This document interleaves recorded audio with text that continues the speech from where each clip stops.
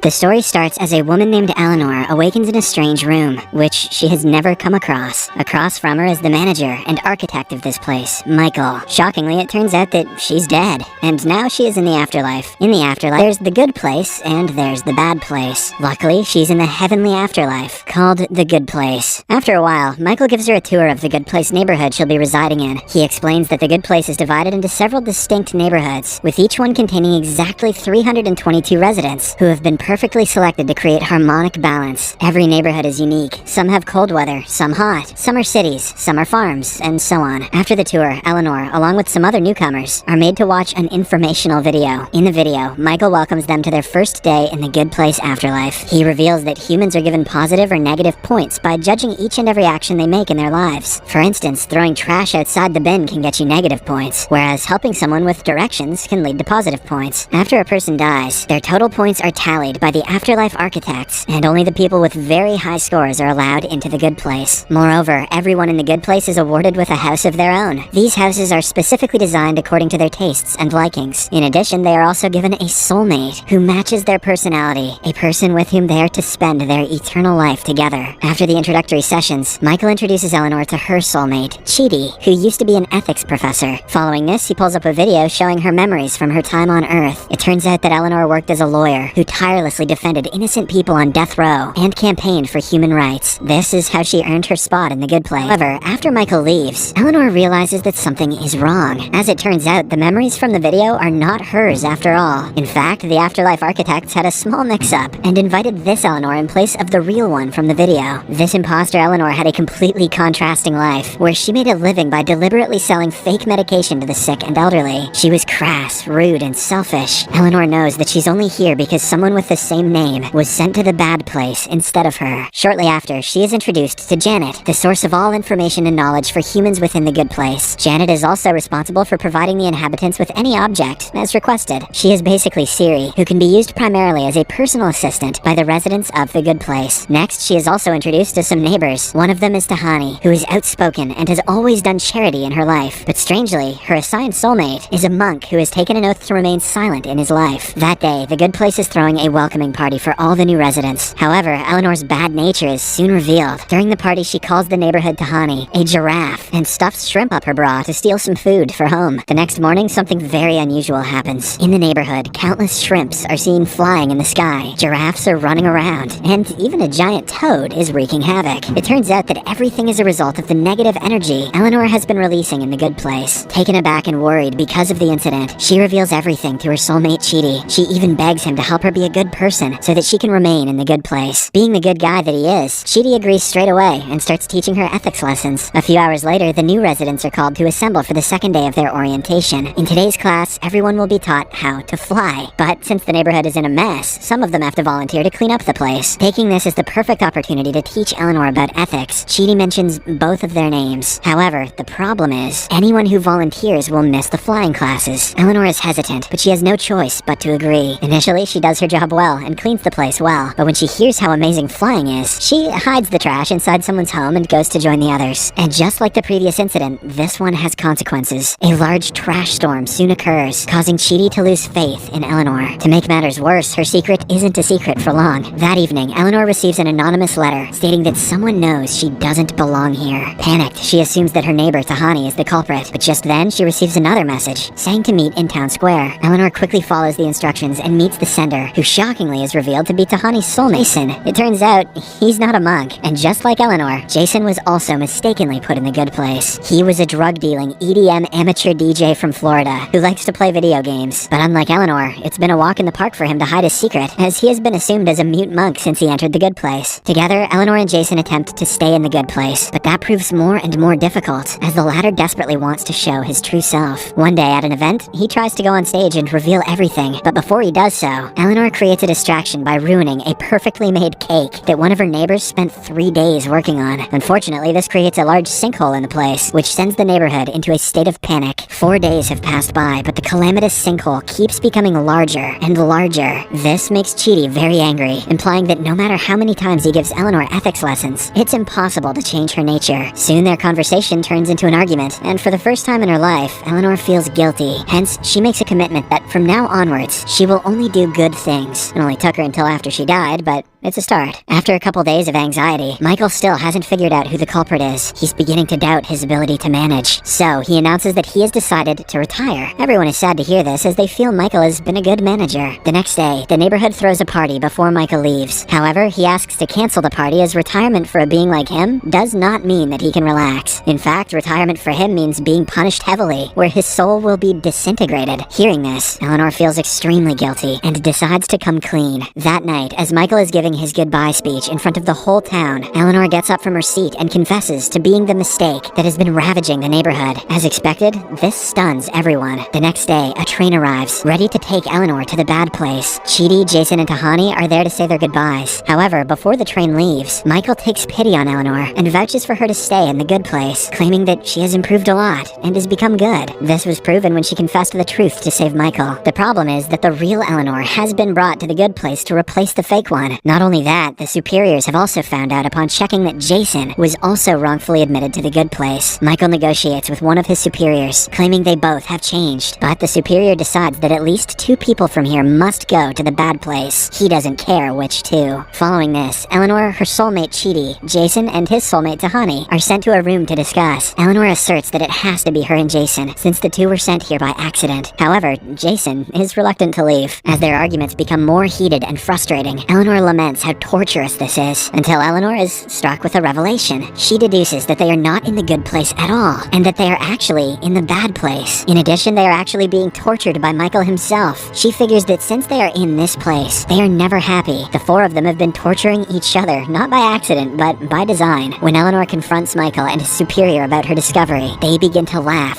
evilly. Everything was true. Soon, Michael reveals everything. After being an apprentice in the bad place for 200 years, he was finally given the chance to design his own neighborhood, but he didn't want to create a normal bad place. Rather than the standard physical tortures, the humans would end up torturing each other psychologically. He believes that mental torture can be as bad as physical torture. So, Michael selected 4 humans, and his intention was that their clashing personalities would result in them torturing each other in various ways. He also reveals that the remaining 318 residents are actually demons, playing the part of humans in paradise. Moreover, the real Eleanor is actually played by another demon actor named Vicky. Eleanor then wonders why Tahani and Chidi are in the bad place, as they're ostensibly good and moral people. However, Tahani immediately realizes that she was sentenced to the bad place because her charitable deeds on Earth weren't motivated by genuine altruism, but by a selfish desire for attention. As for Chidi, Michael clarifies that it was due to his rigid and indecisive behavior, which he refused to correct in any way despite knowing it made his friends and family miserable. With his scheme exposed, Michael begs his superior Sean for a redo by erasing the humans' memories and changing some parameters, to which the latter agrees. In a last-ditch effort to do something, Eleanor remembers that the only non-actor here is the Siri-like robot, Janet. Hence, she rips out a page from one of Chidi's books and writes a message to herself, which she then hides in Janet's mouth. Eleanor then taunts Michael that he will never win, but in reply, he simply snaps his fingers and erases the humans' memories. The next thing we know, Eleanor awakens in the waiting room once again, and Michael takes her around the neighborhood. After taking her back to her house, Janet appears and gives Eleanor the note she'd written to herself. It reads, "Eleanor, find Chidi." In the next scene, Eleanor finds Chidi at the welcoming party. She shows him the paper and explains how she obtained it, but as expected, Chidi doesn't believe her. Still, she convinces him to come over to her place. However, just as she is about to discuss the matter, Michael walks in, followed by several others, including Tahani, Jason, and Eleanor's new soulmate. And just like the previous instance, all of them begin bickering, and it doesn't take long for Eleanor this time to realize that they are not in the good place. Worried, Michael erases their minds again and reboots his plan a 3rd time, lying to his boss Sean that he is still on attempt number 2. However, no matter how many times he tries to modify it, from giving humans different soulmates to altering the environment, Eleanor eventually figures out its true nature over and over again.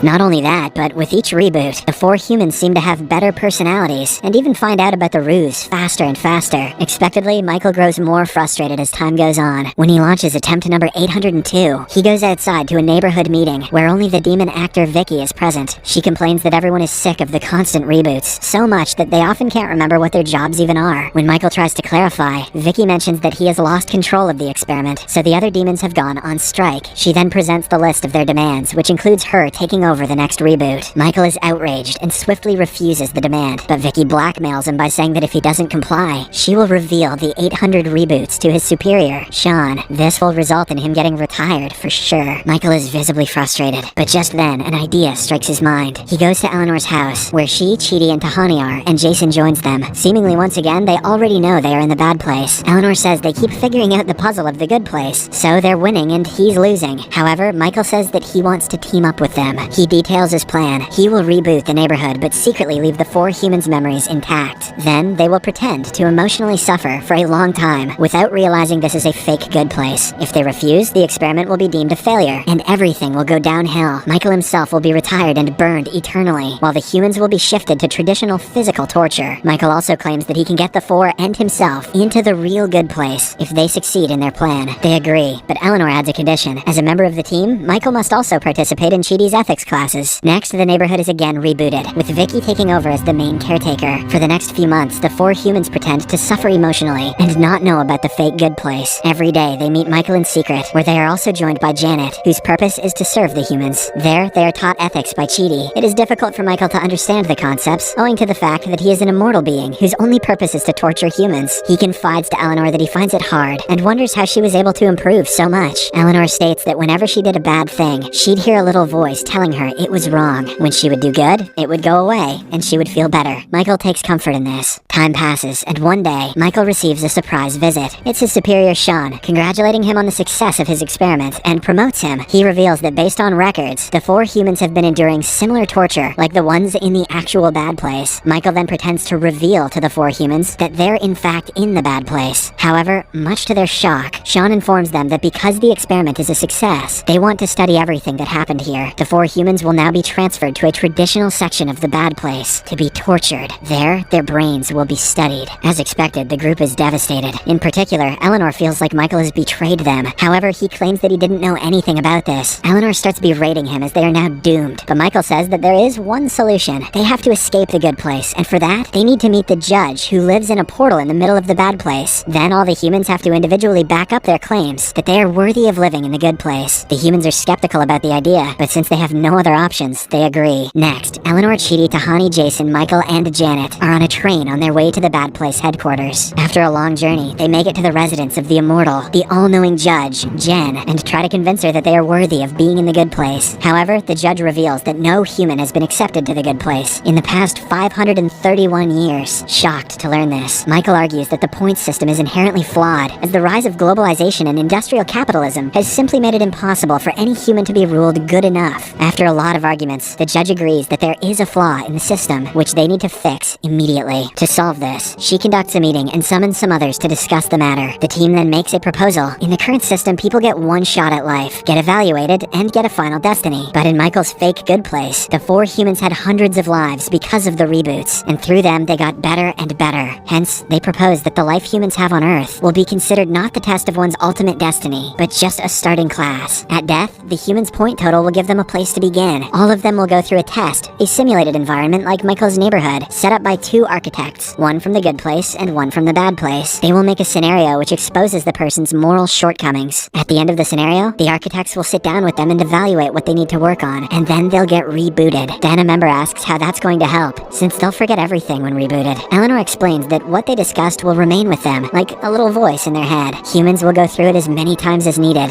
In each reset life, most people will improve until they are the best versions of themselves. Some people won't, but most will, which will allow them into the good place. Impressed by the elaborate plan, the judge agrees to the new system, much to the humans' delight. To kickstart the system, at first, they need to identify the first 1,000 humans to be tested. In the next scene, the first batch of test neighborhoods are up and running. As Eleanor and her group are passing by the crowded place, they suddenly hear the sound that the system makes when someone passes the test for the good place. Excited, they ask Michael who passed, and the latter replies that it's the 4 of them. The judge has decided that they don't need to take any tests, since they have saved more humans by proposing this new system, and that's worth a lot of points. After some time, a golden balloon descends from the sky to send them to the real good place. The 4 humans are accompanied by Janet and Michael, with the latter saying that he wants to travel for a bit. Soon, the balloon takes off. A few moments later, the squad finally makes it to the good place. The good place committee welcomes everyone as heroes and tells Michael to come along with them, as they want to bring him in as an official good place architect. The humans go through a portal to their welcome party, which has decorations and memorabilia relating to to all 4 of their personal tastes. Janet also reveals there are 2 green doors there, which are all over the good place, through which a person can go to visit any time or place, real or imaginary. Hearing this, Jason dashes off to fulfill his lifelong dream of racing go-karts with monkeys. On the other hand, Chidi and Eleanor run into the legendary philosopher, Hypatia of Alexandria. Chidi ecstatically tries to ask her about her work, but she's tongue-tied, not really capable of any more than small talk. She then tells them that things in the good place are not quite what they seem. In theory, the good place is a perfect paradise, where all your needs and desires are instantly met, but eventually the novelty of that pleasure wears out on the mind, turning it into mush. Hypatia then reveals that she doesn't even remember the works she is famous for on Earth. Tahani sees for herself what Hypatia has revealed as she socializes with the other residents, who are in even worse shape, as they're all lethargic hedonists who can only speak in monotonous tones when interacting with her. Everyone has become a bunch of unfeeling zombies who are unbearably bored after having experienced literally everything. Now they have nothing more to do but wait out the rest of eternity. Meanwhile, Michael is given a nice robe and medal by the committee. They also have him sign a big scroll that makes him an architect, and as soon as it is signed, the committee members scoop it up and dash out of the room, saying that Michael's now officially in charge of the good place. After a while, the squad regroups. Jason, who has just returned, reveals that go-kart racing against monkeys got boring real fast, proving the good place is incapable of keeping anyone happy forever. Discussing this, they realize that's why the committee quit. They knew they had a problem, but couldn't think of any way to fix it except more ways to fulfill desires. Just then, Eleanor comes up with a theory. She says that every human is a little bit sad all the time because they know they will die, but that knowledge is what gives life meaning. However, here in the good place, they don't have that. Hence, during a party, when all the residents of Good Place have gathered, Eleanor and her group suggest their idea of having the option to leave the place forever. If someone wants to go, they can leave through a door, but this will mean that they will never be able to return. Hearing this, the crowd stares for a while, but then it erupts in cheers. They absolutely love the idea and start partying. After a few weeks, we get to know that the system is working. Michael and Janet have regular meetings with Judge Jen and the architects on how things are going, and while there are some bumps in the road, millions of humans are being properly sent to their appropriate destinies. Meanwhile, those in the good place are making the choice to leave once they are ready. The first from Eleanor's squad to make the decision is Jason. He's won a perfect game in Madden NFL after thousands of tries, and he's reached the end of his goals in the afterlife. He emotionally tells his friends of the decision and then throws a big farewell party before going out. Meanwhile, Tahani has been spending her afterlife mastering every practical skill she can think of. She knows that going through the door would be a waste of all the knowledge she's gained, so she decides to apply it all towards becoming an architect. Like Michael, Chidi and Eleanor have been happily going through the works of famous philosophers and hanging out with their friends and family members who have made it to the good place. However, one day, Eleanor finds out that Chidi is also ready to go and becomes determined to keep him with her, but when she realizes that it would be selfish to force him to stay, she tearfully bids him goodbye. On their last night together, Chidi reassures Eleanor that he'll always be with her, in a way. When the next morning comes, she wakes up alone in bed with a final parting gift from her soulmate. Eleanor feels ready to leave, but Michael also wants to go through the door, as he feels he's accomplished everything and no longer knows what to do anymore, now that the judges stopped their meetings due to how well the new system works. But as the last door wasn't made for him, Eleanor gets an idea. She convinces Judge Jen to let Michael go to Earth and live as a human being, and in no time, the former architect of the bad place is turned into a human. Before leaving, he promises Janet that they'll see each other again. In his new human life, Michael makes friends, makes mistakes, learns from them, and experiences new things. A few weeks later, Eleanor, who now feels whole and complete, shares one last margarita and chats with Janet. The show ends as the two hug, and Eleanor finally goes through the last door. Subscribe